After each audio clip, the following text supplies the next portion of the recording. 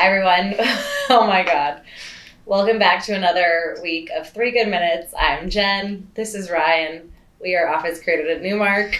I don't know, again, why you start every episode laughing. I'm only focused on the cacti in front of me. I feel like we should be doing like a podcast, though. Like, welcome to The Day in Real Estate with Jen and Ryan. Well, no one would listen to that because that's an awful name. I'll think of something better in the next 3 good minutes. Oh, great. Okay, maybe 4. This week we are talking about the flight to quality, which if you haven't noticed is occurring. If you've been in the market recently, you've probably noticed, you've probably been slightly surprised. There are definitely deals to be had, but in strong submarkets across the country and even globally. We had a call with our London office the other day, and they're seeing the same things there. In quality markets for quality space, rents, shockingly to many, continue to increase. So if you want good space, you got to pay for it. If you want bad space, you can find it on a budget.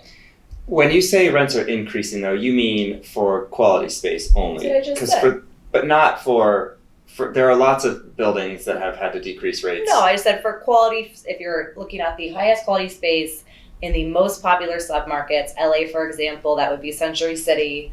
Rents have gone up, vacancy rates continue to decline, and clients continue to be unpleasantly surprised by, rental rates in Century City are higher than they've been on an asking rate basis in 15 years, 16 years. Yeah. Well, I just didn't want to really... Literally ever. Okay, great. Yeah, they're the highest they've ever been. I haven't been alive for always, so I just didn't want to really make a statement I couldn't back up, but apparently forever they've been higher. Me neither, but I know how to read.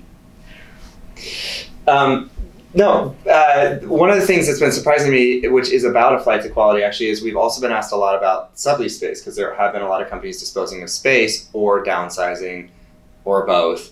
And so when we've taken clients on sublease tours, they've been surprised at how little they like the space because the quality of it is what it was.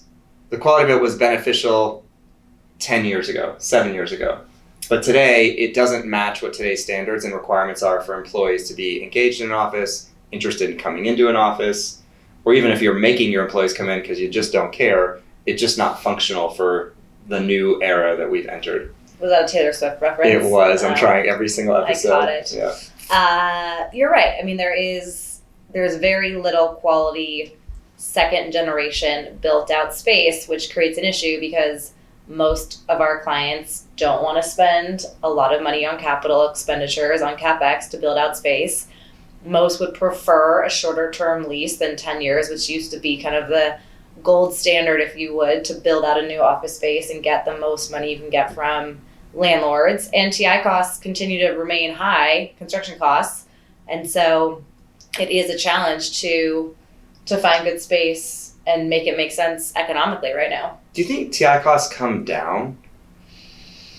We used to be able to build out a spec suite that was pretty nice for $70 a square foot. And now the same spec suite is costing I was told last week, about $180 a square foot.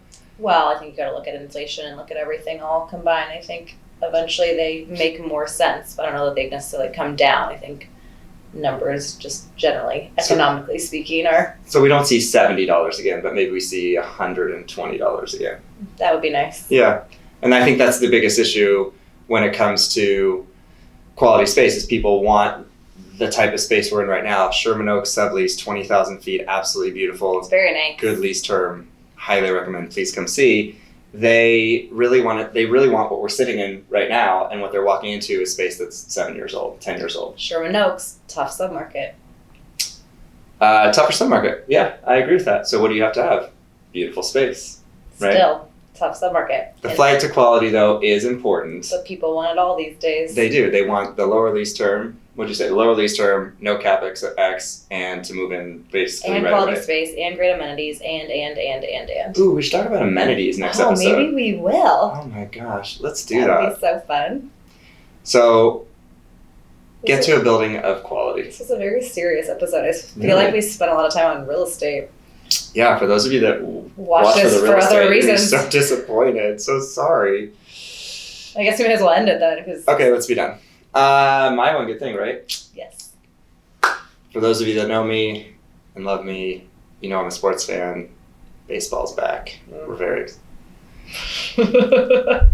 most of us are very excited about this. It's the longest, most boring America's pastime of all time. And as part of my one good thing, as a PSA for fans that want to be baseball fans. I know, they're putting a pitch clock on and they're trying to make the game faster because it just goes forever. Yep, average spring training game was 2 hours and 38 minutes this year. That's down almost 30 minutes, people. Baseball's back. And Jen is excited. So thrilled. Do you see it? Do I see what? The excitement on your face. Yeah. I did. Anyways. So this is Good Day in Real Estate with Ryan and Jen. Thanks for tuning in. Another week of 3 Good Minutes. I'm Jen. This is Ryan. See you in a couple weeks.